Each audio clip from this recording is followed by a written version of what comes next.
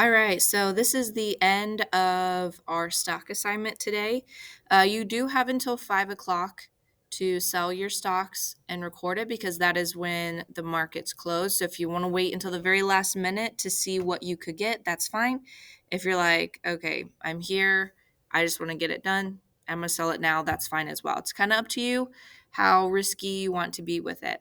But for the final results, any stock that you currently own that you have recorded in those first few columns has to be sold off. So, what you need to do is look up each company that you own, however many or few that you have. So, I've opened a tab with Yahoo Finance for each of the ones that I have. In case you haven't noticed this, it tells you their code right here as well as their current price. And then the other information, whether it's up or down, is listed if you want to go to that page and see that. So I'm just going to look at my tabs when I'm doing this. But what you're going to do is be filling in columns G, H, and I today. So this is where you're recording your sold. So anything that you sold earlier in the week, you're not going to mess with because you should have sold all of it off. If there's anything where you've sold only partial shares and you held on to some, you can just make a new tab for your original transaction. So, for example, I originally bought 5, but I sold one of them off. So I separated it out. So I have 1 here and 4 here because I originally had 5, and my price was the same because they were bought in the same transaction, but I sold them off separately. So I just separated it out. If you have no idea what that is because you didn't do it, just ignore that part. All right. So what you're going to do is go through here. I guess that's the date. You're going to go on here. And I just want my numbers to match up to what they have in column D. So I'm going to have 1, 3, 5, 4. I already sold that one, 14, and 4.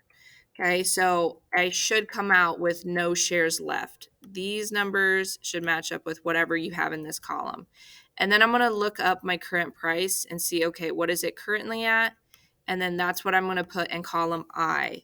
So again, I'm just going to look at the tabs here to see what they're at. So I'm not going to click on every tab here.